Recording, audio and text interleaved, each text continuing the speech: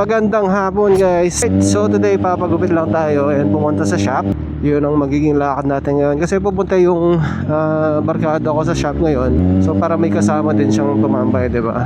And napansin ko rin pala guys, na-try kong mag-upload sa TikTok. Kasi may TikTok account ako.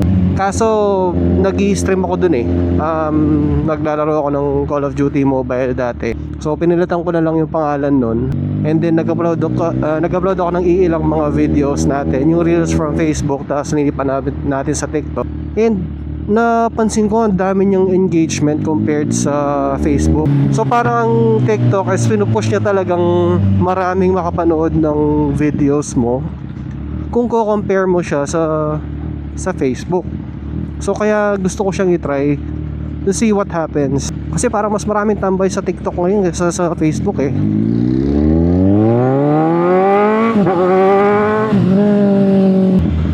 So nag-schedule ako ng napakaraming upload sa TikTok. Abangan nyo yun guys. Same lang naman pangalan natin sa TikTok. Ang pinagkaiba lang is may 25. So Eco Vlogs 25. Pag may oras kayo, check that out. So same content lang naman. Pero for now, yung mga na-post nga sa Facebook is lilipat ko lahat muna sa TikTok. Wala tayo masyadong update, medyo busy since nung nag-celebrate kami ng birthday ng anak ko sa BGC. Actually na-try kong mag-vlog noon. Nahihiya talaga ako. Yung hindi ako nakasakay sa motor, nahihiya pa akong mag-vlog talaga. And may lakad ako nung last Saturday. Nag-meeting kami ng mga empleyado sa Trinoma. Kasama ko si Mrs. Siya yung OBR ko. OBR, official back ride pala. Yung ibig sabihin nun. Parang wala akong alam sabihin guys, na nabablanko ako that time eh. Kaya hindi ko alam kung may usable dun sa shinot ko ng mga videos na yun. Pero hindi ko pa sila na-check talaga. Nakasabay pa nga natin si Boss Red dun eh. Ang bilis niya. Actually nakasabay lang na parang nadaanan niya tayo, pero hindi ko siya kasamang nag-rides. Ang gagaling sumingit eh. Ako takot pa sa ganun eh. And thank you nga pala sa Pampanga Big Bike Club. Bumisita sila sa shop last week. And nagustuhan naman nila. Very very happy, thankful. Sana bumalik din sila ulit. Sabi naman nila nagustuhan nila eh. Try nyo guys yung yung bestseller namin doon is yung Biscoff, Frap and Latte. At saka yung sea salt. Kakaiba yung lasa ng sea salt guys. Actually first time po nakatikim ng sea salt na yon. And nakaka-weirdo siyang pakinggan eh. Ibig sabihin parang may salt sa coffee. Pero masarap pala siya. So parang may 3 stages yung lasa ng sea salt latte. So una matitikman mo, maalat-alat siya. And then right after that, magiging creamy.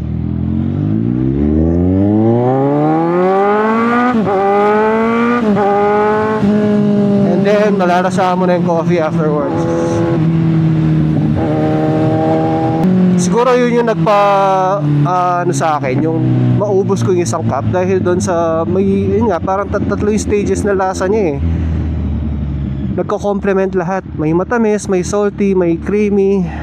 So it's a must try guys. Try nyo.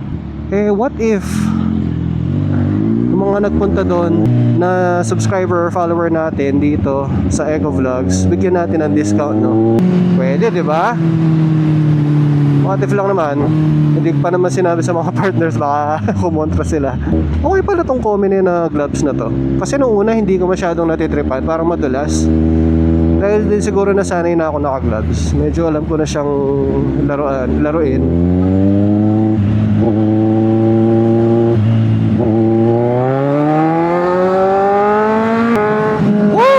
Wala masyadong traffic. Kasaya oh.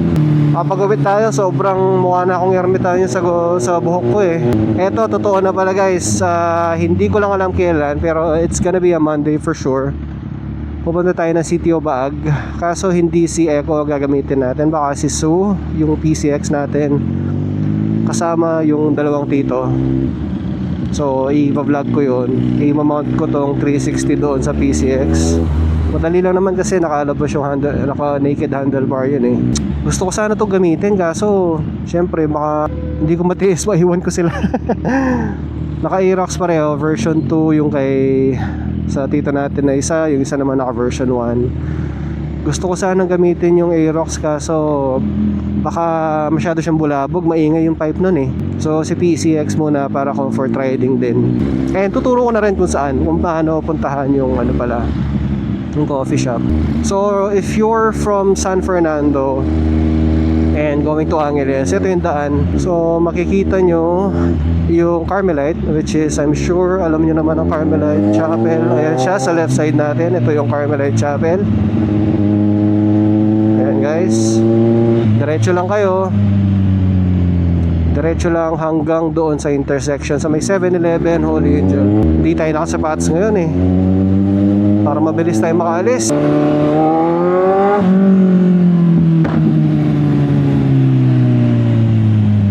Oh, ito yung shop ng kapatid ko, JK Footwear B4999. Ayan guys, try nyo rin dyan. Okay na okay mga sapatos dyan. Kahit sabihin nyo mga copy, nako, pag tinabi mo yan sa mga original na sapatos, halos di mo na makikita talaga yung ano nila, difference.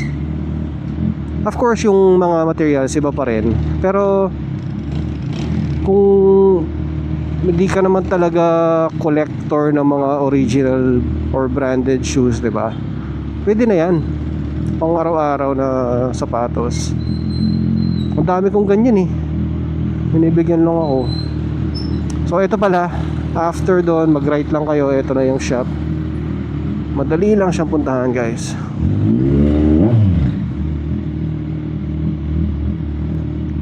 Ang problema, wala tayong parking. Dito lang tayo. Okay, dito lang ang parking natin. Di tayo pwede doon. Goods na to. And papakita ko yung shop. Mag-vlog tayong kundi sa loob. Wala naman yata tao eh, so hindi tayo masyadong mahihiya. Pero nakakaya pa rin. Ito. Kasi hindi ako ganito eh. Kaya lang. O, diba? So, lakad lang tayo ng lakad. Takbo. Naka-helmet pa tayo, hindi ko na tatanggalin. Kaya ng kanto sa harap. Ito ang shop. O, diba? Hi, Benz. Naka-vlog ako. Ay. So, ito yung shop.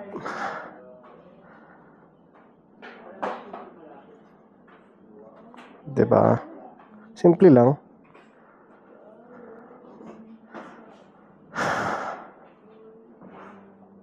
Goods. Okay, pauwi na tayo guys. Ang daming tao dito. Sige po. Bumisita lang tayo sa shop para tingnan kung kumusta yung operations. Eh, ang dami tao ngayon. Sinusundan tayo naka-fashion sa likod ah.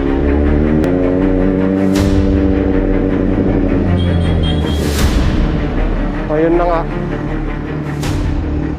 Sticker. Bossing! Sticker ba? Okay lang po. Teka. Yun. Thank you. Thank you, boss. Bye-bye. Ingat. Ayun oh. Putik. Kaya pala hinabol tayo. Nga naman nakabigay pa tayo ng sticker. Woo!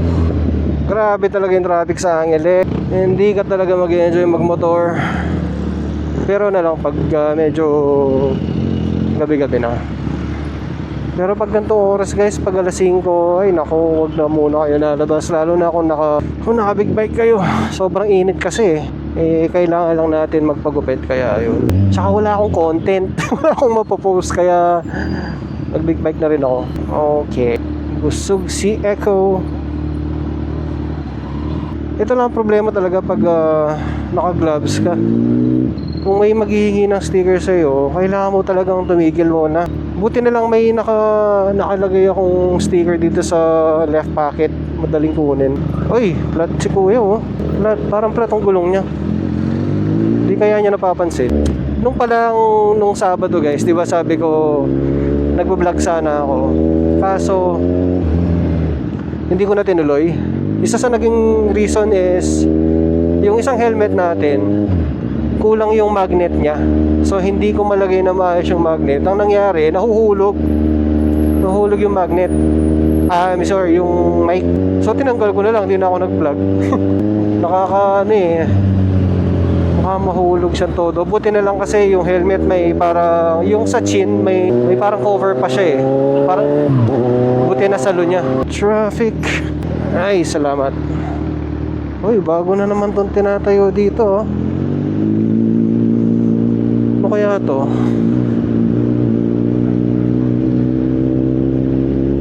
Pero hindi siya mukhang fast food. Commercial area siguro, commercial building. Kahit saan ka magpunta, yung iisipin mong shortcut, hindi pa rin siya shortcut eh, dahil ang dami ng mga drivers na nag-experiment ng daan. So yung shortcut, hindi nagiging shortcut. Busy na rin yung lugar, yung daan. Dito pag alas 7, naku, hindi ka na makakadaan. Sobrang daming taong lalabas dyan sa may... Hindi ko alam anong tawag dito sa parang company na to eh. Pero marami kasing nagtatrabaho dito. Pag alas 7, yun yung labasan nila. Sobrang traffic kahit nakamotor ka. Sasakit ulo mo. Sus Mariano. Wow, ganda ng motor niya. All black din. Para siyang Ninja. Hindi ko sure kung ano. Or R1. Ay, Yamaha. Hindi ako sure. Hindi ko masyado nakita. Pogi. Sana all. Pogi. Saan kaya siya pupunta? Wala na siya. Ito na ba yun? Grabe oh. Tignan mo hanggang dun sa dulo pala. So kahit duman ako sa main road kanina, yun din. Same situation. Wow. Anong meron? Ngayon ko lang naratnan na sobrang traffic dito sa part na to. Kahit kasi traffic dati dito, gumagalaw naman ng medyo mabilis yung mga sasakyan eh. Pero ngayon, may iba.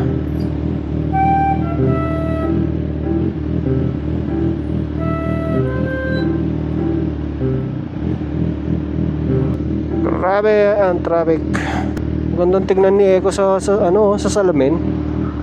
Ang laki niya. Well, hindi siya salamin actually. Nagre-reflect lang yung sasakyan, yung itsura niya. Ang laki pala niya. Pag sa picture parang ang liit na Z1 eh. Tapos pag linapitan mo, ang taba-taba niya, ang kapal-kapal, parang nakakita kayo ng yung parang mga bully na aso. Parang ganun yung nakikita ko sa Z1 eh. Pag tinititigan mo lang kasi sobrang brusco niyan tignan.